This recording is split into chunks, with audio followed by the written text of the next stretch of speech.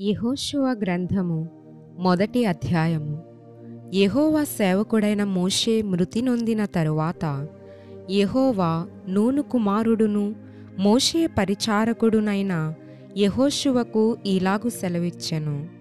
నా సేవకుడైన మోషే మృతి నొందెను, కాబట్టి నీవు లేచి నీవును ఈ జనులందరూను ఈ యొర్దాను నది దాటి నేను ఇశ్రాయేలీయులకిచ్చుచున్న దేశమునకు వెళ్ళుడి.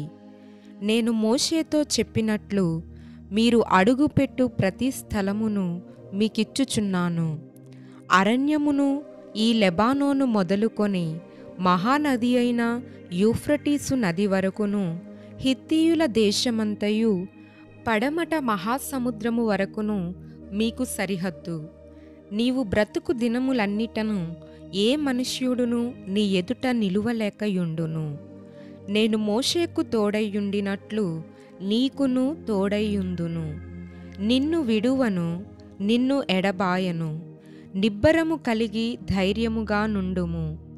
వారికిచ్చెదనని నేను వారి పితరులతో ప్రమాణము చేసిన ఈ దేశమును నిశ్చయముగా నీవు ఈ ప్రజల స్వాధీనము చేసెదవు.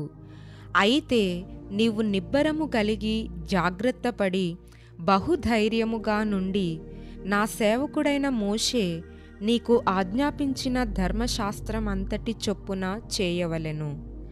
నీవు నడుచు ప్రతి మార్గమున చక్కగా ప్రవర్తించున్నట్లు నీవు దాని నుండి కుడికి గాని ఎడమకు గాని తొలగకూడదు.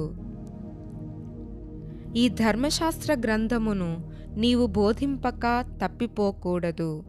దానిలో వ్రాయబడిన వాటన్నిటి ప్రకారము చేయుటకు నీవు జాగ్రత్త పడునట్లు దివారాత్రము దాని ధ్యానించిన ఎడల నీ మార్గమును వర్ధిల్లజేసుకొని చక్కగా ప్రవర్తించెదవు.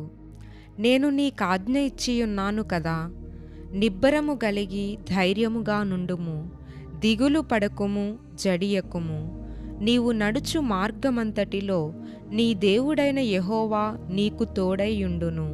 కాగా యెహోషువ ప్రజల నాయకులకు ఇలాగు ఆజ్ఞాపించెను.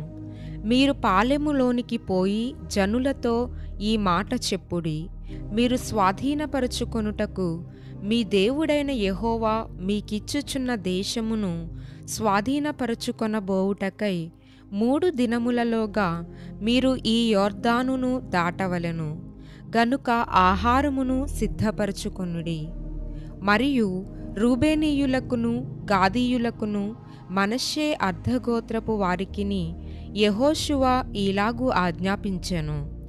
యెహోవా సేవకుడైన మోషే మీకాజ్ఞాపించిన సంగతి జ్ఞాపకము చేసుకొనుడి. ఎట్లనగా మీ దేవుడైన యెహోవా మీకు విశ్రాంతి కలుగజేయుచున్నాడు. ఆయన ఈ దేశమును మీకిచ్చును.